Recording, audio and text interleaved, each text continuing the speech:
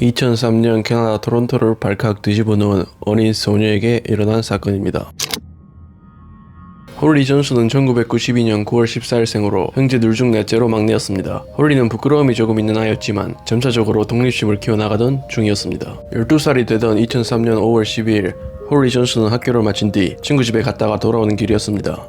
네, 적어도 그럴 계획이었습니다. 날은 어두워졌지만 홀리는 집에 돌아오지 않았습니다. 홀리의 엄마 아빠는 돌아오지 않는 홀리가 걱정되기 시작하였고 경찰에 실종 신고를 하였습니다. 경찰은 실종된 아이를 여러 방법을 동원해 수색하였지만 사실상 이미 그땐 늦었습니다. 강아지와 산책을 가던 한 남자가 동네 강가에서 2개의 가방을 발견하였고 각각의 가방에서 사체가 나왔습니다. 경찰은 이 사체가 홀리 존스의 사체라는 것을 확인하였습니다. 경찰은 살해범을 찾기 위해 마을 사람들에게 여러 정보를 모으고 수사하였지만 한동안 이렇다 할 용의자를 지목하지는 못하였습니다. 홀리 존스의 장례식이 치루어졌고 거기에 많은 경찰, 정치인 등의 사람들이 모여 홀리 존스의 가족을 위로하였습니다. 이 사건 이후에도 몇몇의 추가 납치 시도가 있었다는 것이 밝혀지며 동네 이웃들은 두려움에 떨면서 생활을 하였고 안전보안을 강화하는 등 범죄 예방에 힘을 기울였습니다. 그러다가 얼마 후 경찰은 홀리 존스의 사망날 근처에서 선박을 탄 2명의 남자가 있었다는 사실을 확인하고 2명의 남성은 용의자로 떠오릅니다.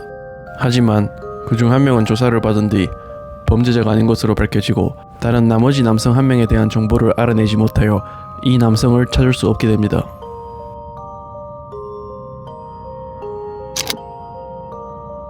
홀리 존스의 수사는 계속되었고 그러던 중 경찰은 논란이 된 수사 방법을 진행합니다. 그것은 그 지역의 남성들에게 자발적 DNA 수집에 참여하는 것이었고 여기에 거부한 남성은 몇 없었습니다.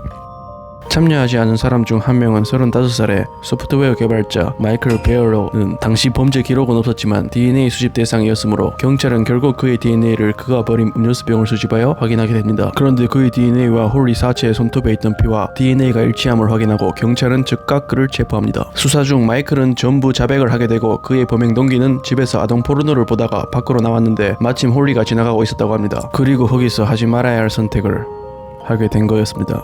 그는 성폭행과 폭행을 몇 시간 동안 하였고 마지막엔 결국 냉장고로 쳐서 아이를 사망에 이르게 합니다. 그러곤 3일에 거쳐 시체를 도망내고 가방에 넣어 버린 거였습니다.